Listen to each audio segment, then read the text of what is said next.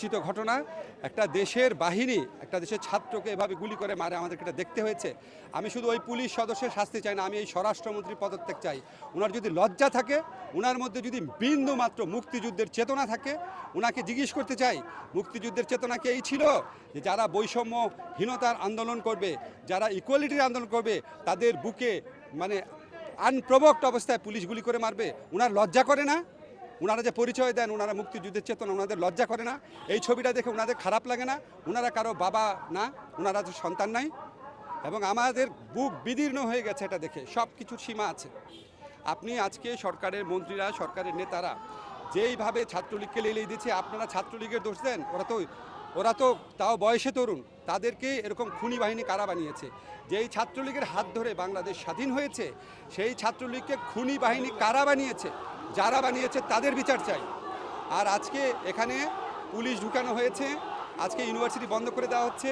তো পুলিশ খুব ভালো রোল রাখছে দেখলাম, আমাদের দুটা ছেলেকে কোটা আন্দোলন বিরোধী, কোটা সংস্কার আন্দোলনে দুটা ছেলেকে ধরে নিয়ে গেছে আমাদের বিশ্ববিদ্যালয়ে।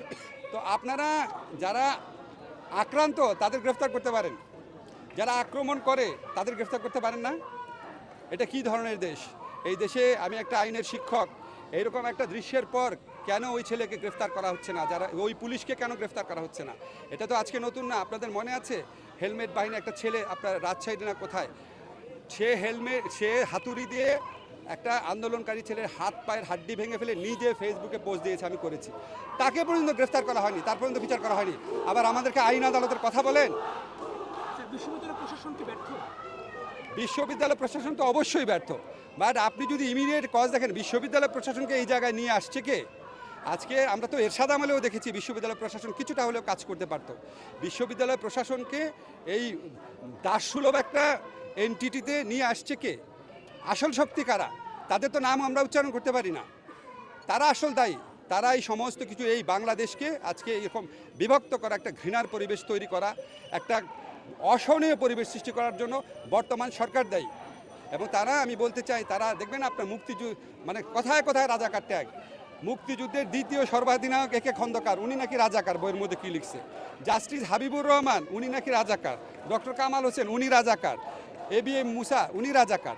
আর যারা যুদ্ধ করে নাই, পাকিস্তানি বাহিনী ভাতা খেয়েছে, তারপরে কি গর্তে লুকিয়েছিল, তারা এখন বড় বড় মুক্তিযোদ্ধা হয়ে গেছে। জাফর ইকবাল স্যার সম্পর্কে আমি ব্যক্তিগতভাবে কোনো কথা বলতে চাই না। আমার ধারণা ওনার প্রচণ্ড বুদ্ধিশুদ্ধির অভাব আছে। ওনার কোনো রকম বুদ্ধিশুদ্ধির অভাব, মানে ওনার মধ্যে প্রচণ্ড অপরাধবোধ কাজ করে, যে 1971 সনে উনি কী করেছে, এই অপরাধবোধ ঢাকার জন্য উনি অতিরিক্ত মুক্তিযুদ্ধ সাজার চেষ্টা করে। ওনার কাছে শুধু আমার একটাই প্রশ্ন, আপনি কি মুক্তিযুদ্ধ চেতনা বুঝেন?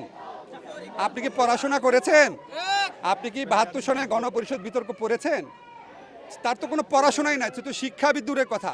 তার সে বুদ্ধি প্রতিবন্ধক একজন মানুষ, এটা ছাড়া কিছু বলতে চাই না।